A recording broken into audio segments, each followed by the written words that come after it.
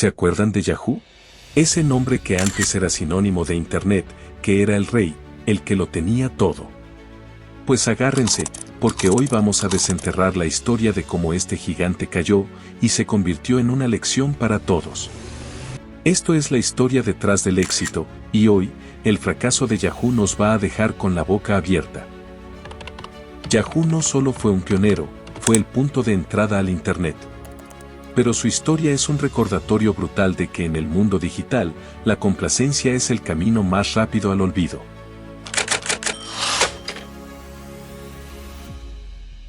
La historia arranca cuando dos estudiantes de posgrado de Stanford, Jerry Yang y David Fallow, fundan lo que sería Yahoo. Inicialmente, era un simple directorio web llamado Jerry and David's The World Wide Web. ¿Pueden creer que algo tan básico cambiaría el mundo? El Internet era un territorio inexplorado, caótico, por lo que su directorio web era revolucionario y extremadamente útil para navegar esa maraña de información. Esto generó un enfoque innovador y una interfaz intuitiva, atrayendo a millones de usuarios que buscaban orden en el desorden. El proyecto se rebautiza como Yahoo, un acrónimo traducido al español significa otro oráculo jerárquico oficioso más.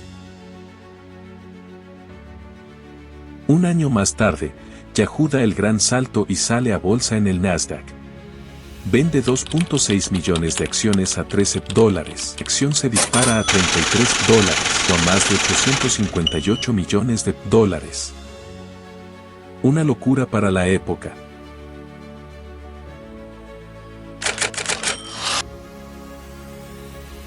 Yahoo se convierte en el portal web líder indiscutible a fines de los 90, ofreciendo una gama de servicios pioneros que incluían el icónico Yahoo Mail, Yahoo Noticias, Yahoo Finanzas y muchos más.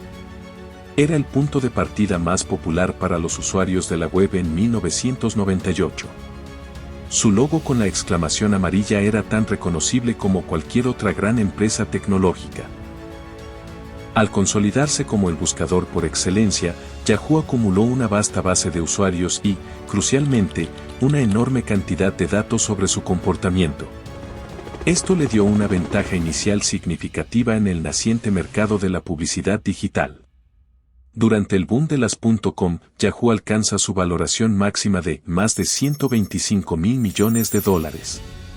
Parecía intocable, como si el dinero brotara de los árboles.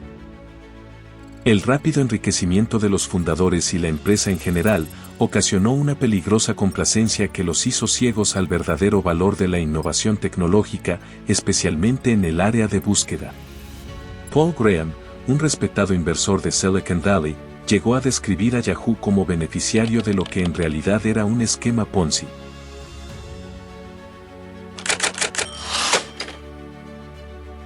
A pesar de ser el sitio más popular, Yahoo toma una decisión que, en retrospectiva, fue un autogolazo histórico. En el año 2000, comienza a usar el motor de búsqueda de Google. Imagínense eso, lo que parecía una decisión sensata a corto plazo para una tecnología que no consideraban prioritaria, se convirtió en un impulso masivo para su futuro rival. Yahoo buscaba enfocarse en su modelo de medios, sin embargo, esta decisión expuso a millones de sus usuarios a la superioridad del algoritmo de Google. Los usuarios rápidamente se dieron cuenta de que Google ofrecía búsquedas más rápidas, relevantes y con menos publicidad. Así, Yahoo, sin quererlo, se convirtió en el trampolín que catapultó a Google a la dominación, alimentando a un gigante que eventualmente lo devoraría. Charles Samo, el entonces CEO de Yahoo, intenta corregir el error y ofrece comprar Google por $3.000 millones. Google, ya confiado en su potencial y viendo el valor de su tecnología, pide $5.000 millones, a lo cual Yahoo dice que no.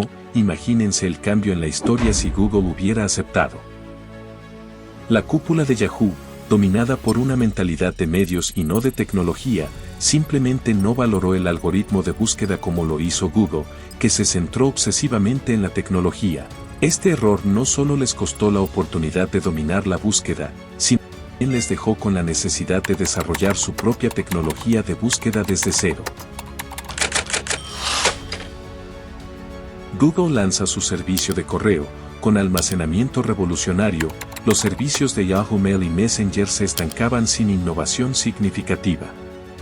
Yahoo no fue ágil para desarrollarse en video y telefonía móvil, perdiendo terreno frente a la competencia.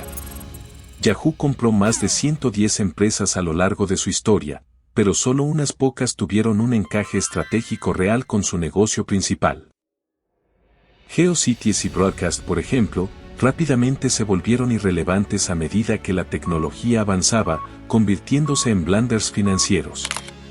En el caso de Flickr, a pesar de su potencial y éxito inicial post-adquisición, Yahoo sangró a Flickr en seco al negarle recursos y atención. Brad Garlinghouse, un ejecutivo de Yahoo, envía un memorándum interno que se filtra y se conoce como el Peanut Butter Manifiesto. En él, critica que Yahoo estaba extendiendo sus recursos demasiado delgados, como mantequilla de maní en un pan, intentando ser todo para todos.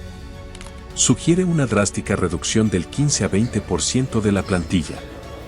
El manifiesto fue un diagnóstico preciso de la crisis de identidad y la falta de enfoque de Yahoo, pero la empresa no logró implementar los cambios radicales necesarios.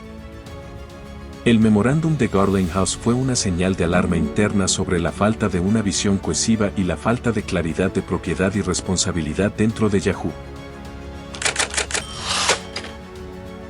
Microsoft, viendo el potencial restante de Yahoo, ofrece comprarla por $44 mil millones de dólares. Yahoo rechaza la oferta, considerándola sustancialmente infravalorada. Jerry Yang, cofundador, se opone a la venta. La negativa a la oferta de Microsoft, aunque comprensible desde una perspectiva de valor percibido por la junta directiva de Yahoo, resultó ser un error catastrófico, ya que el valor de mercado de Yahoo se desplomaría aún más en los años siguientes. En ese momento, Yahoo todavía se veía a sí misma como un gigante intocable, a pesar de las claras señales de declive que ya se manifestaban. La decisión de rechazar la oferta de Microsoft fue un acto de orgullo o, más probablemente, una mala lectura del mercado. Poco después, la crisis financiera global golpearía, y el valor de Yahoo caería drásticamente.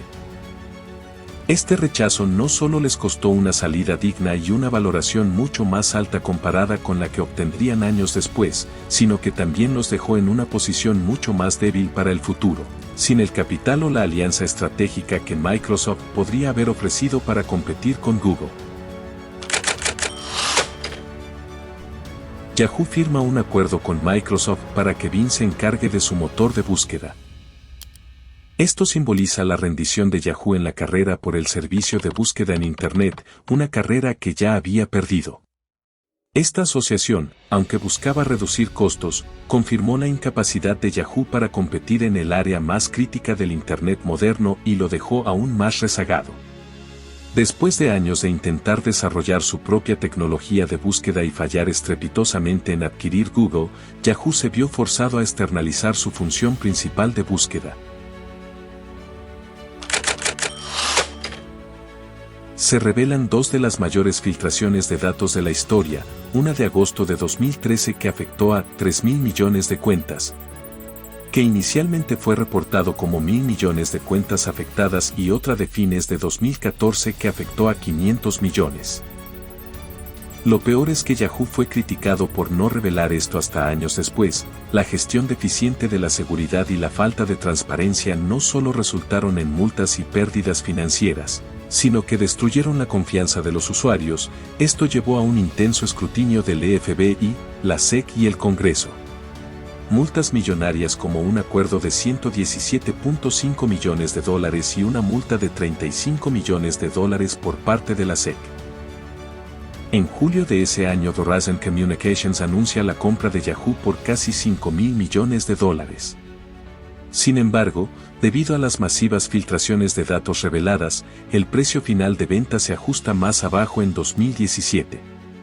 Esto representó una fracción minúscula de su valor máximo de $125.000 millones en el año 2000. La venta a Verizon no logró el objetivo de crear un conglomerado mediático competitivo frente a Google y Facebook. Finalmente, En mayo de 2021, Verizon vende Yahoo a Apollo Global Management por $5.000 millones. Hoy, Yahoo sigue operando bajo la propiedad de Apollo Global Management con un 90% de participación, mientras que Verizon Communications retiene el 10%. Se han realizado algunos esfuerzos para revitalizar Yahoo, como el relanzamiento de Yahoo Mail y la inversión en contenido original, pero su éxito a largo plazo aún está por verse. Yahoo hoy es una nota a pie de página en la historia de Internet, un recordatorio de cómo un gigante puede caer. ¿Qué opinan ustedes de esta historia? Dejen sus comentarios y suscríbanse para más historias en el otro lado del éxito. Nos vemos en el próximo video. Gracias.